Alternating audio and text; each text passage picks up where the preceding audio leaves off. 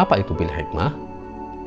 Upaya yang dilakukan dengan arif bijaksana, tidak dengan memaksa atau menyakiti. Bisa pula dimaknai menyampaikan sesuatu sesuai dengan tingkat kemampuan penerima pesan, sehingga pesan yang disampaikan bisa tepat sasaran dan tidak mudah disalahpahami. Tepat gaya, waktu, dan porsi. Setelah itu, mau'izah hasanah berkait dengan isi pesan atau ajakannya, yakni berupa nasihat yang baik, perkataan yang baik, perilaku yang baik. Dan yang terakhir, bila dibutuhkan mesti adu argumen, dilakukan juga dengan cara yang baik. Wajadilhum billati ahsan.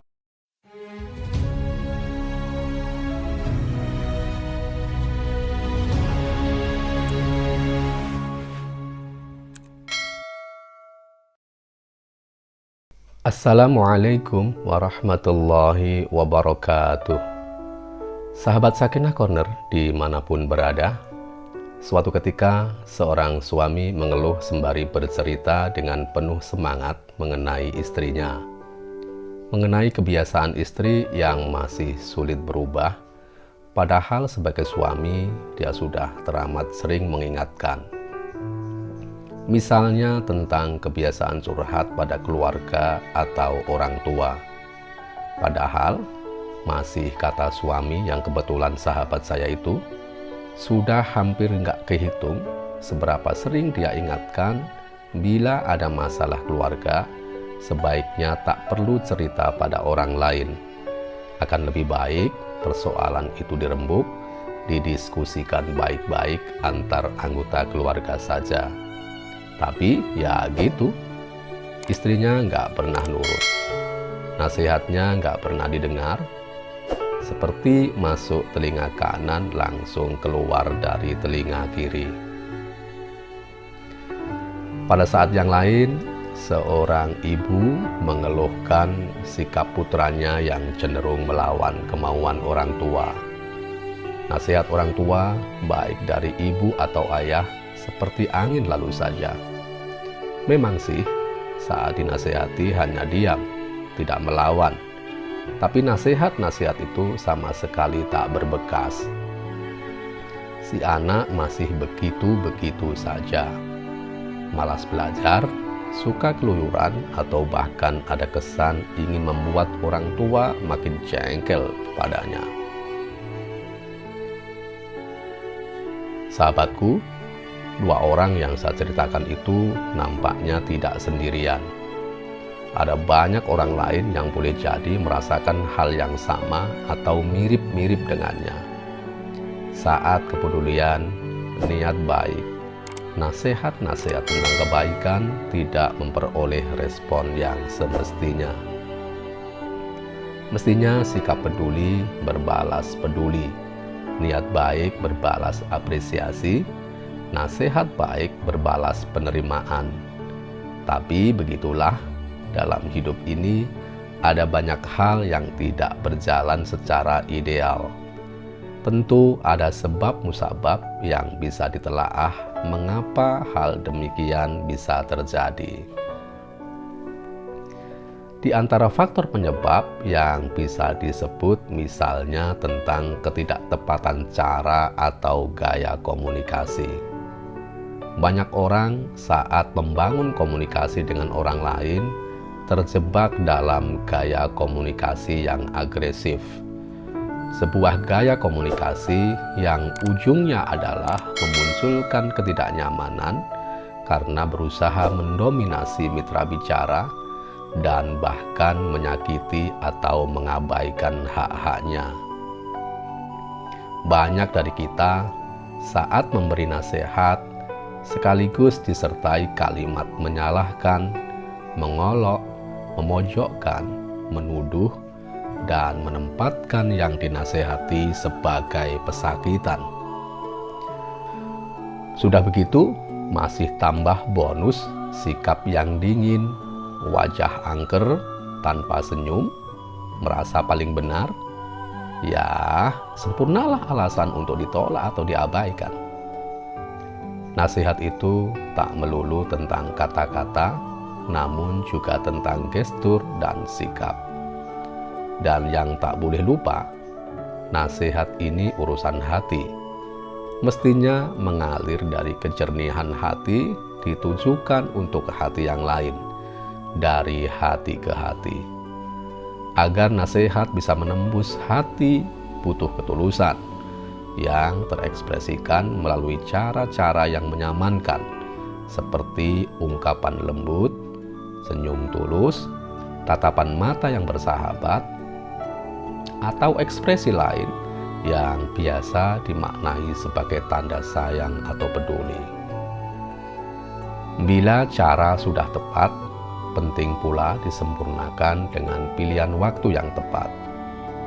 Sebagus apapun isi kalimat, butuh disampaikan dengan cara dan waktu yang tepat.